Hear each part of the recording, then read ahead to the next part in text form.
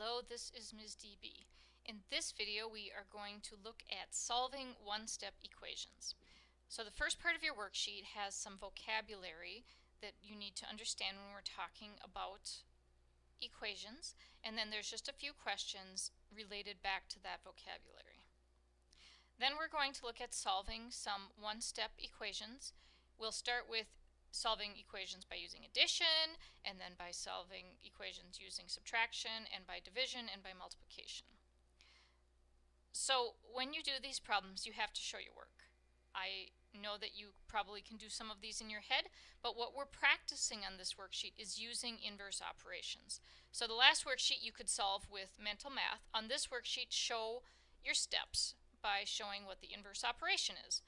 So for example, in number 7, we have x, which is the variable, minus 3.9 equals 12.4.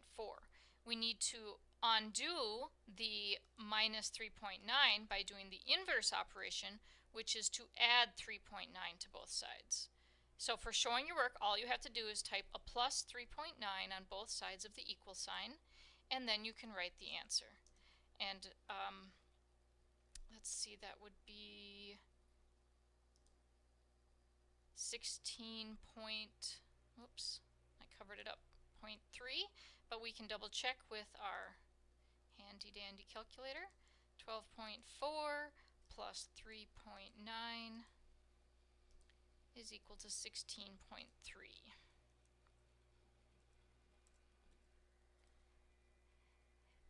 For the check your answer, you can check them in your head.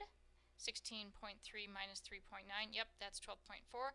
You can check them on the paper if you want. You can check them using technology. You do not have to show me that you checked your answer, but if you did check your answer, you should get all of these correct. The answer number 8 is not 0. You will be adding 1/2 to both sides. Make sure you know that.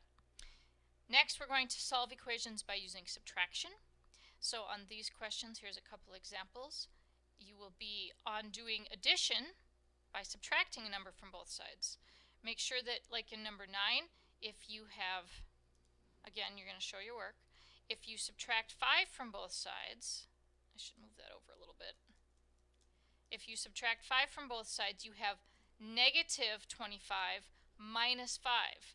So think about the weather outside in the middle of Minnesota in the middle of winter. If your temperature is negative 25 and then it drops 5 more degrees, it's going to be even colder. So this would be x equals negative 30. So make sure you're careful on subtracting when there's negatives involved. Now, this is just a little bit of a special situation. So we're going to add the opposite because that's the same as subtracting. And if you have a problem that is minus a negative, it's much easier to rewrite that first as plus, because minus negative 2 is the same as x plus 2, and then solve. So in these problems, it's just a little bit of a different situation, and there's an example that you can look back at. If you have, in number 13, negative 10 plus d equals 7, so you might say, well, it's plus, so I should subtract. But if I were to subtract 10 from both sides here, I wouldn't be undoing the negative 10, would I? Then I would have negative 10 minus 10, which is negative 20. So if it's a negative that's being added, you want to add the opposite, which is to add 10 to both sides. So if I add 10 to both sides, then I will, negative 10 plus 10 is 0, then I'll be able to get the variable by itself and have d equal to 10, or 7 plus 10 is 17. So be careful on these problems that we will be adding the opposite rather than subtracting a number. And then here's an example like this, x minus negative 2. X minus negative 5, we're going to rewrite this first. That's the same as x plus 5 equals 9. And then you can use inverse operations by just subtracting 5 from both sides to solve that. So still finish that. Number 17 is another one like that. Rewrite this first before trying to do inverse operations. All right, now we're going to do some equations that have multiplication or division in them.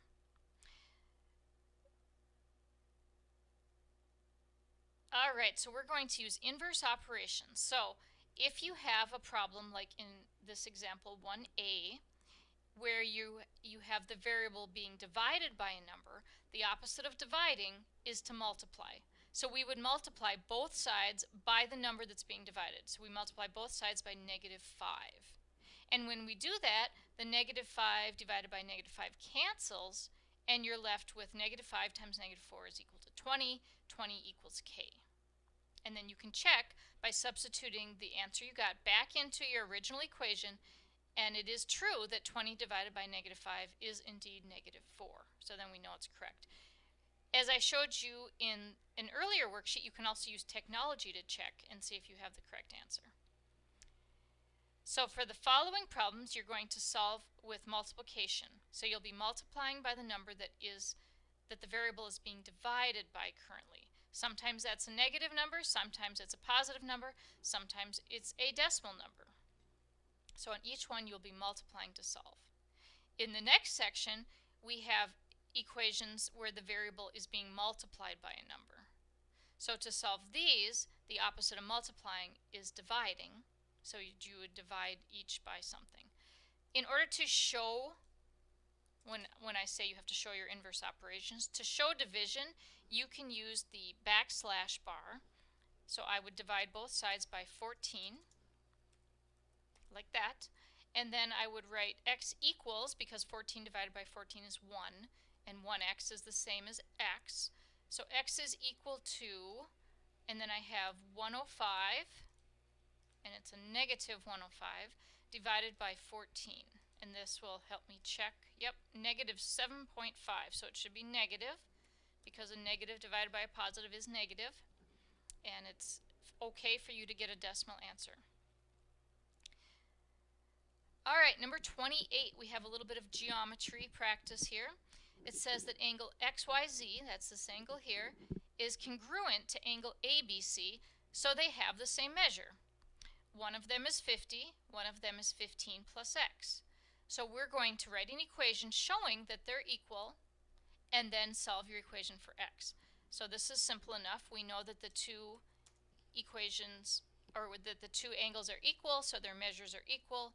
So we write 50 equals 15 plus x, and then we just solve that equation for x.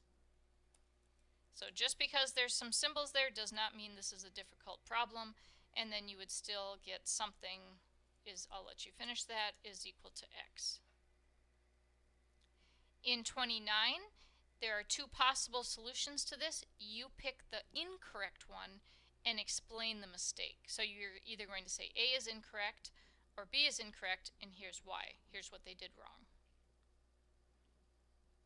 Here's another example with geometry. Very similar to the last one. Two segments are congruent, so their lengths are equal. One segment is labeled 14, one is 6x. Write an equation to show their lengths are equal and solve for x. So you're just going to say 14 equals 6x, and then you will get a decimal answer, but you'll find the value of x. If you have any questions on this worksheet, please let me know, and have a wonderful day.